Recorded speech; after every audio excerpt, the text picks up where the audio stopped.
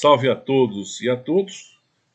Estamos aqui novamente para falar 10 minutos sobre um tema de interesse da educação, como faço toda terça-feira, e esse texto está gravado, ele é reproduzido, você pode verificar isso no YouTube, no Instagram, da COVAX Sociedade de Advogados.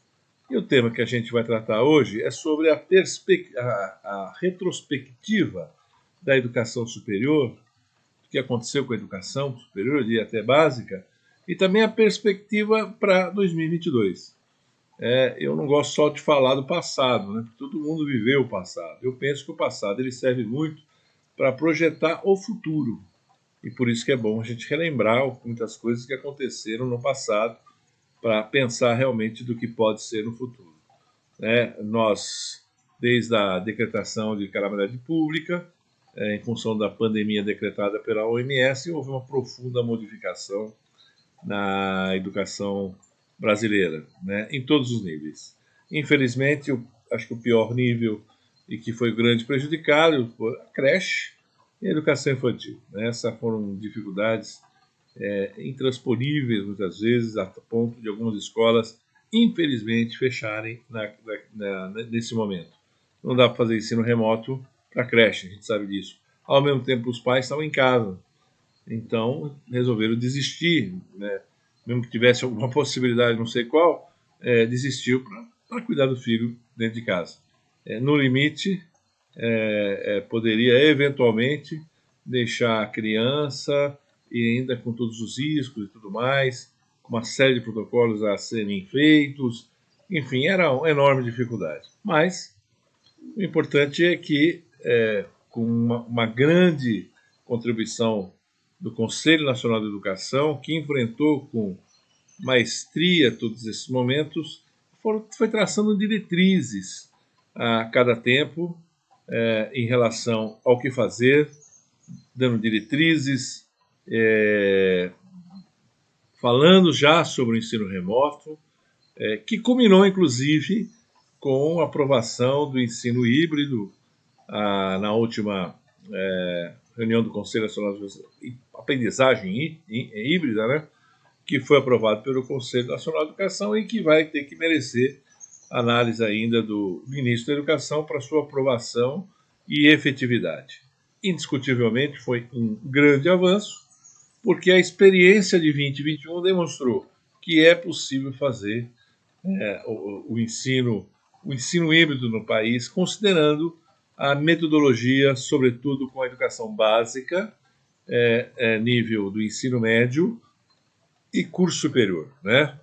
Até algumas restrições de determinados cursos acabou sendo refletido, né?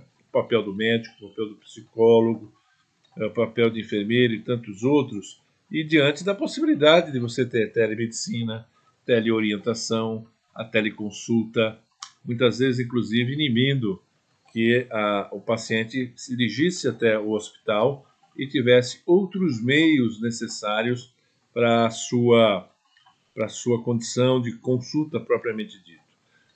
Hoje já existe até cirurgia dada com orientações de robôs, com robôs de orientação do ser humano.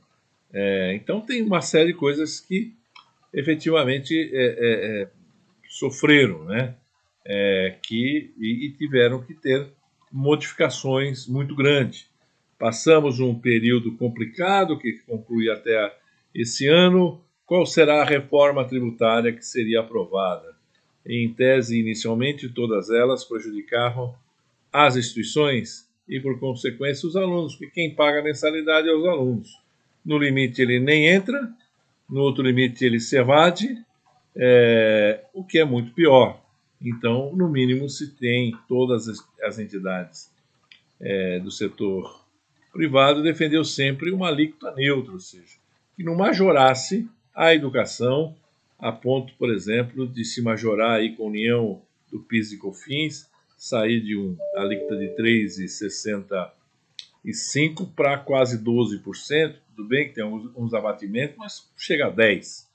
Né? Então, isso realmente é a mesma coisa da medida provisória original da 45%, a 110 já tinha uma previsão, na realidade, de as instituições terem um tratamento diferenciado, mas se não tivesse isso, de repente nós entraríamos numa alíquota de 25%, com os abatimentos, etc., então poderia chegar em 20%, até o ponto dessa união existente da tributação do COFINS e o PIS, na prática acabaria também isenções das entidades. Então, um assunto que não é fácil para todo mundo suportar e que, graças a Deus, parece que esse ano, pelo menos, isso não sai do papel. Mas o Congresso Nacional sempre é uma dúvida.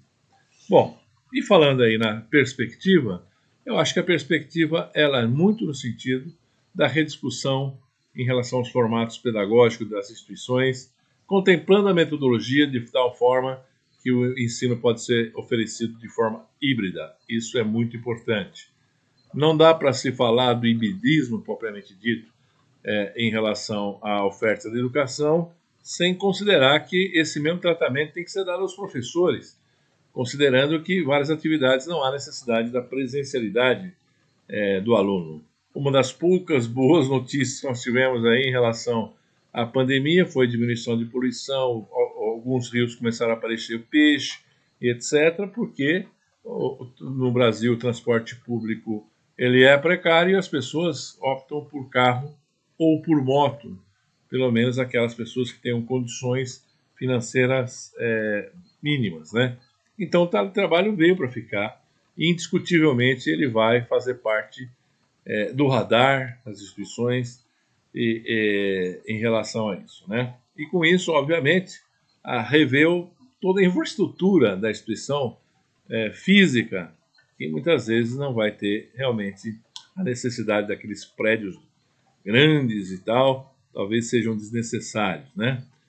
O PROUNI está passando por uma revisão necessária ao longo dos anos, como toda política pública tem que ser feito. Não dá para ficar igualzinho praticamente ao que era 2005. 2005 era uma situação que inicialmente ninguém queria ter o ProUni, as atividades privadas, depois entenderam que iriam entrar no ProUni e perceberam que até alguns preconceitos em relação ao aluno prounista e pior depois no ENAD, por exemplo, não aconteceu.